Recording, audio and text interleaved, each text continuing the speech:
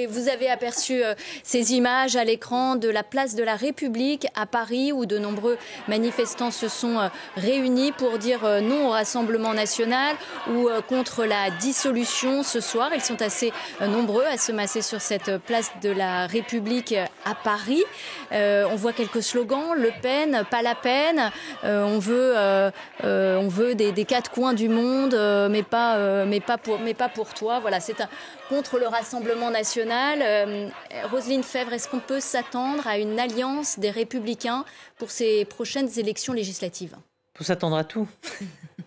On peut s'attendre à tout depuis ce soir, puisque cette dissolution était vraiment pas du tout évidente ni attendue. Et en fait, de toute façon, Emmanuel Macron était dans un positionnement où, dans une France bloquée, dans un gouvernement qui ne fonctionne pas, dans une incapacité, on va dire, dans un état de confusion et d'immobilisme. Et aujourd'hui, il force tout le monde, il met tout le monde au pied du mur, en quelque sorte. Face à ses responsabilités, comme disait Bruno Millienne. Oui, et puis voilà, tout à fait. Tout à l'heure, Erwan Lecoeur parlait de bordélisation ou bardélisation, mais c'est aussi bordélisation.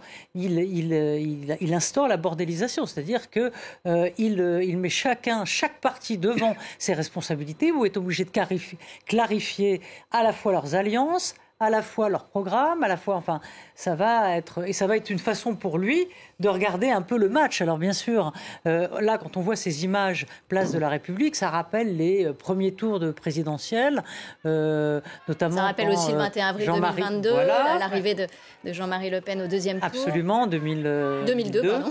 Et où Jean-Marie Le Pen est arrivé au premier tour. Donc voilà, vous disiez tout à l'heure, madame, que vous étiez rentrée, le Rassemblement national était rentré en campagne, mais tout le monde, dans le fond, est bousculé ce soir dans sa petite vie, dans le fond, tranquille, mais dans son immobilisme dont il aurait pu se servir. Emmanuel Macron, dire bon, j'ai plus que 3 ans à faire, je suis le canard boiteux, je laisse faire, j'ai pas de majorité, je ne peux pas travailler. Il y a une forme de courage, il y a une forme chez lui d'aventure. Je m'aventure à quelque chose avec une prise de risque absolument inouïe. Soit il s'en sort et l'effet des fouloirs des européennes... Et il restera dans l'histoire comme il le souhaitait.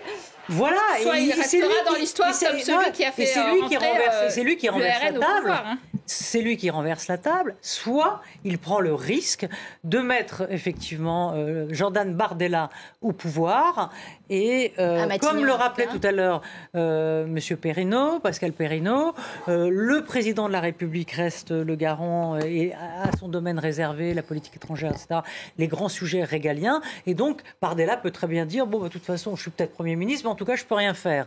Donc il n'aura ni à prouver qu'il gouverne bien ou mal. Vous voyez, c'est ça aussi. Le piège, il est partout.